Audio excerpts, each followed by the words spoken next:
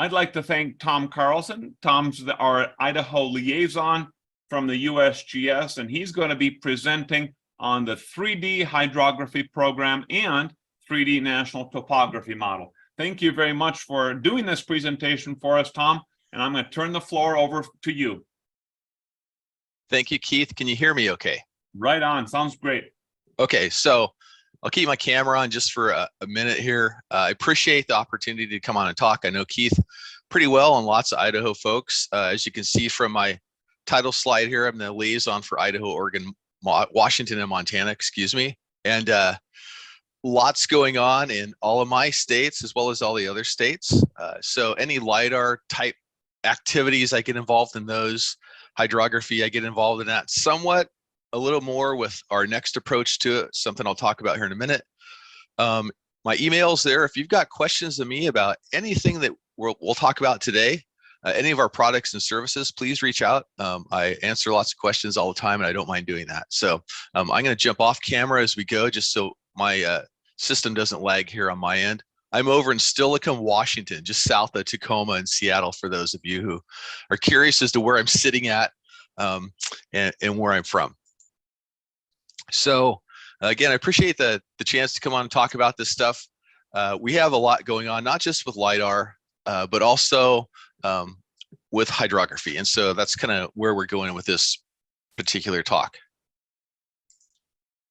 So if you're looking for myself or other liaisons across the landscape, you can find us in the National Geospatial Program's User Engagement Office. That's kind of where we're housed at as a group. That's kind of our overarching leadership umbrella is the Geospatial Program. The program is responsible for mapping, right? All of our mapping products and services come from NGP, or the National Geospatial Program. So this is kind of our user engagement page. I refer people to this one here as a jump off point because it's got a lot going on. You can contact us down there, liaisons. It'll pop up a sheet that shows your state liaisons, where you're at, and our leadership and things like that. Right in the middle of the page, national map training videos. I don't know if any of you have experienced these, gone out and looked at them yet, but they're really good, short little 3, 5, 6 minute videos on using our different products and services out there. So let's say that you want to go to the national map and download data and use it somehow, and you're kind of stuck. It's like, I'm not sure how to do that, or I thought I was following directions right and I can't get it to work. Watch those videos. They're really good and very, very helpful. I get lots of positive feedback from those. Then over on the right, some links, again, to our program, the NGP 3D elevation program, or 3DEP, hydrography, US topo, Alaska mapping. If you're into finding out what's going on in Alaska, it's totally different than down here, and all kinds of other things there too. So that's a good starting page.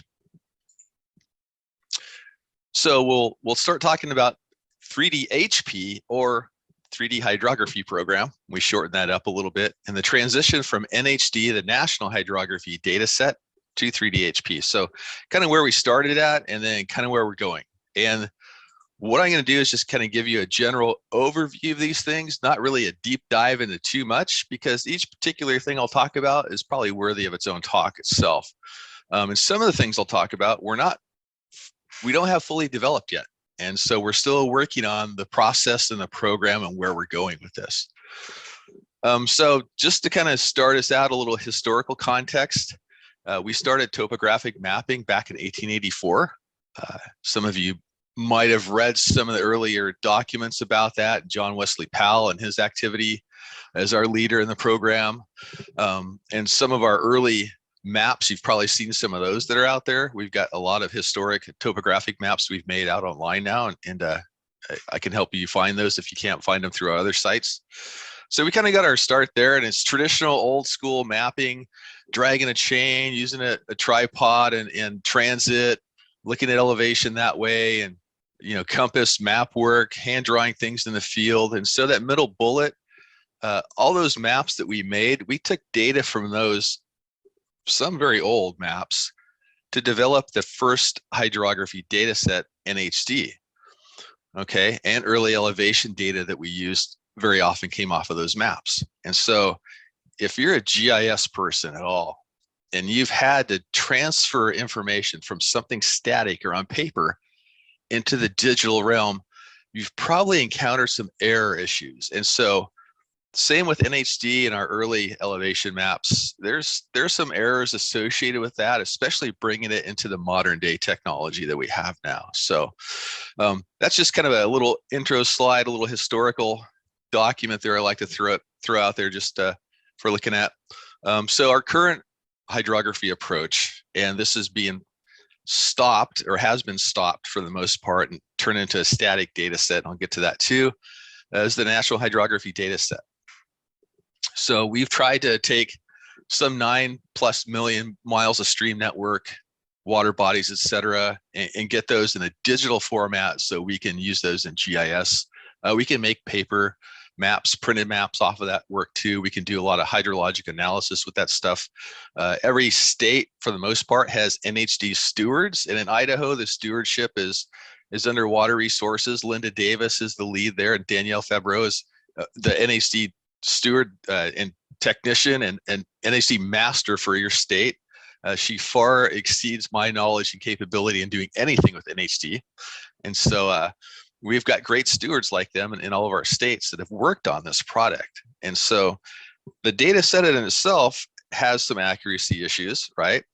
Local knowledge like Danielle and other people around the states help and have helped in the past refine that, upgrade that, put in the details that are missing, move the lines around where they needed to be moved, et cetera, right? So the stewardship program has been a great resource for us, and hopefully it's a great resource for us going forward, right? So the yellow highlighted stuff at the bottom, updates aren't uniform. So if we haven't updated maps in a while in a place, and some of those older topographic maps, some in places never got updated, or some it was very rarely. And so any water information or elevation information that would come with an update, it might be sparse or lacking, okay?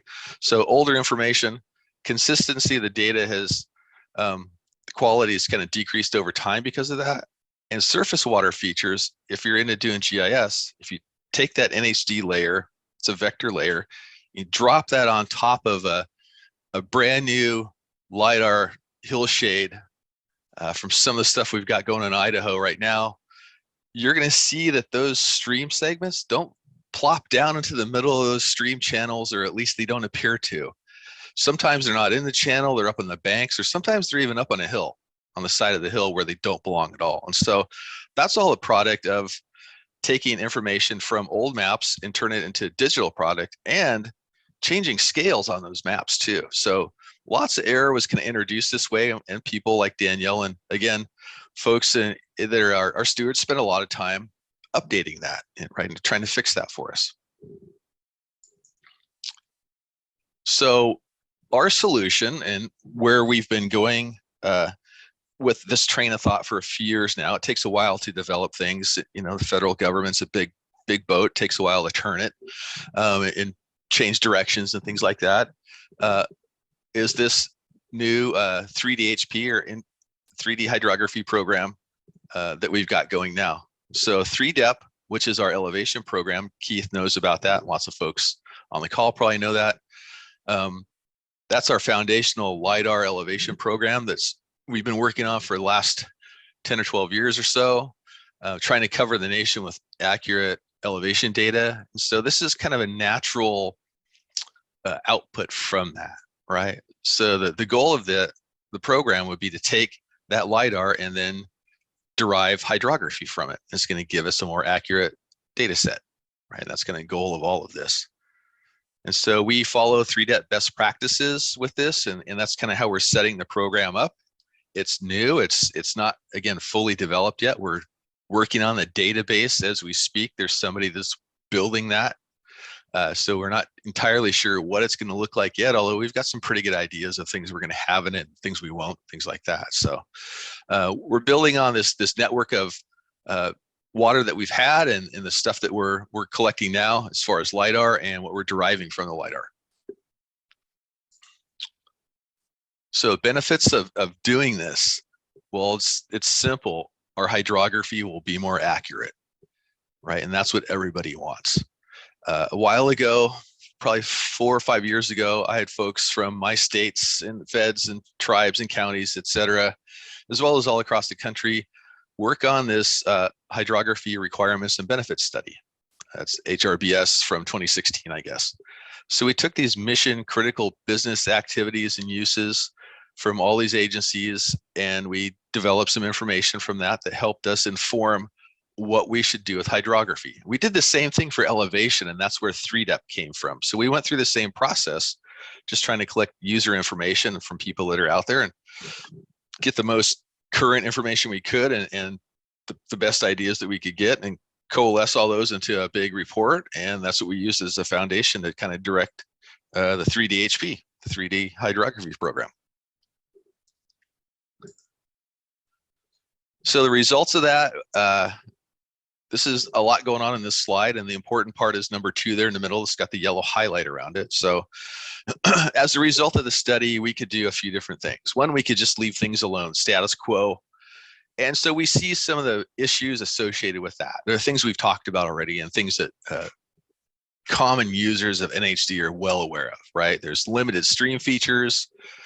Data model doesn't improve very much. You know, it's got some inconsistencies and inaccuracies with it, you know, and it doesn't have a very high benefit to everybody based on the way it sits right now. So, you know, next is the middle option on the far right, number 3.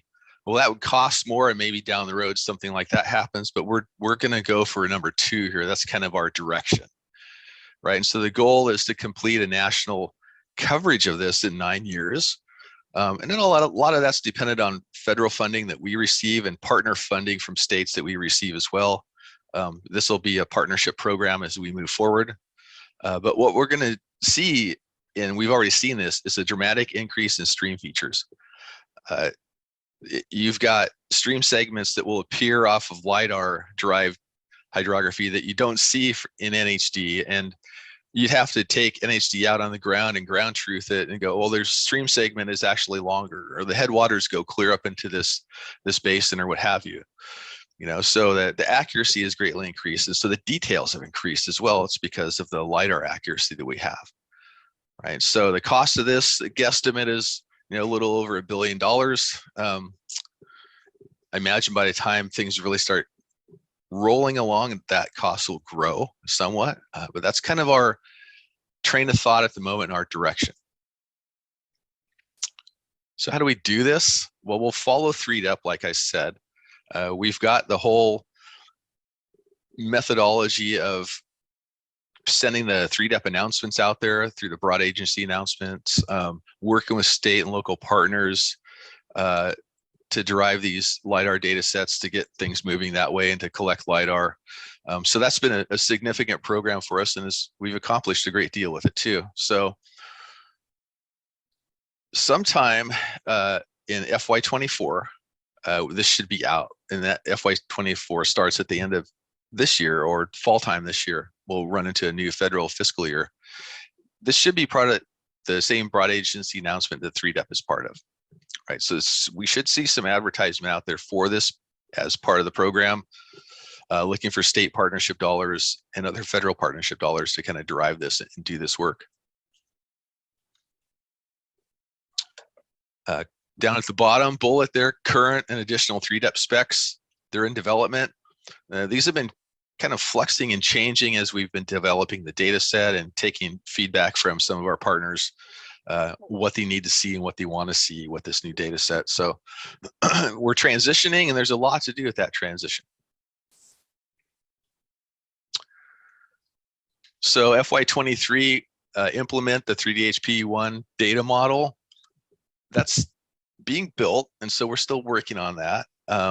We're populating what we've got so far with some elevation derived hydro data, and the goal for those areas that we don't have 3DHP data for yet would be to use kind of a trim down, or they call it a prune skeleton of NHD, just to connect network to network. So if we've got areas where there's no 3DHP derived hydro yet, we'll use older NHD for that, just to connect things, right? It won't be permanent. It's just kind of a temporary fix on some of this stuff.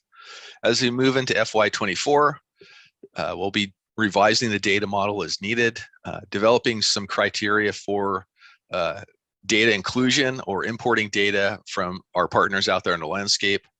We'll be putting out a data service, the release of this. Eventually, this will be similar to NHD, where you're going to be able to download this high-res data. So there's a lot of other kind of things to click through that are happening with this. This is, again, is just a quick overview of the whole process.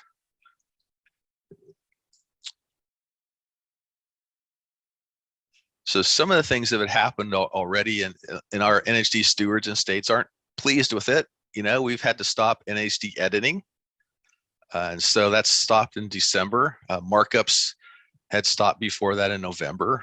People that work with the WBD, the watershed boundary data set, they're going to stop editing that by June, sometime in June, I think the end of June there.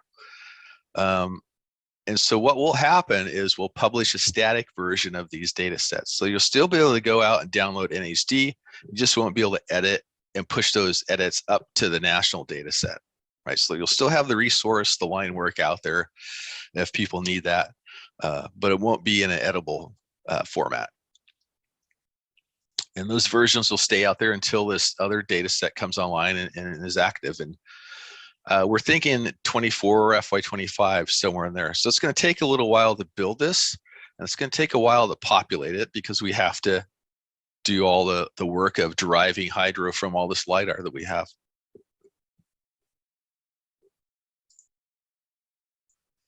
So moving on to the 3D NTM, the National Topography Model.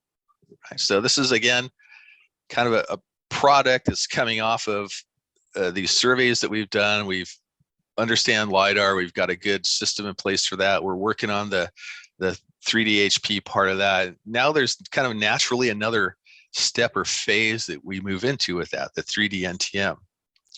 So this is a slide, obviously busy, and it's busy without the text around it, right? But the image itself does capture our train of thought and our direction where we actually want to go with all of this, right? So this is the 3D NTM, and it's designed to deliver sort of a terrestrial component of 3D Nation, which was our survey that we did to inform 3DUP. And it integrates national elevation hydrography data sets into the 3D NTM, a national terrain model. So it's based on extensive requirements and benefits that we've documented to maximize return on investment through many, many different business uses. Some of those are like FEMA Risk Rating 2.0, the National Water Model, Clean Water Act, National Landslide Preparedness Act is part of that too. That's a pretty recent bill that passed the House the last couple of years, and is helping kind of push funding our way for hazards and things like that. So it's helped support through the 3DUP program. So this is kind of the foundation for what we're internally calling, a little bit on the outside, is the geospatial Internet of Water, right? So we're going to see some new types of data sets out there because of all of this work. And this is kind of, like I said, our future direction where we're going. And we'll see lots of opportunity for state partners to participate in this too. So I'm excited about that.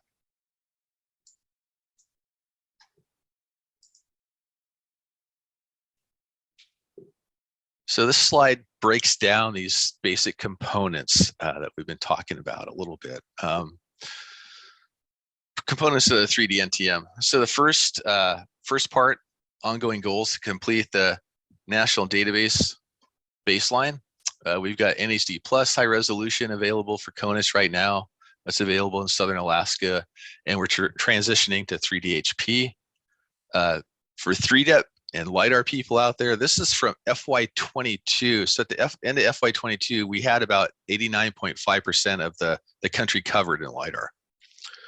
That's outside of Alaska's IFSAR, but we've got about 89% coverage at that point. The last numbers I saw from a few weeks ago were up about 95%. And so this is either data that has been collected and processed and is available, or data that's in the process of all that happening. So projects we've set up this year, last year, stuff hasn't been flown, but it's going to. It's all things that are underway. After this year, we should be done with Idaho as far as our first pass of elevations. So you should have complete coverage. And maybe it's not in Keith's hands there at Idaho State, but it's getting there. He'll have access to that as we get it, of course. And so we're in the process of finishing up Idaho. Montana should be finished, another one of my states. Washington, the same, and Oregon is pretty close after this year too, I think. Our Western states, we've kind of had to modify how we've done things, how we've funded things in the Western states, just because there's been a lack of tax dollars. So states don't always have the money to contribute. So we've had to increase our federal budget and spending for our Western states to make sure that we can cover everything and get things done. I mean, you've got counties in Oregon, Washington, Idaho, and Montana that are bigger than some states in the Northeast.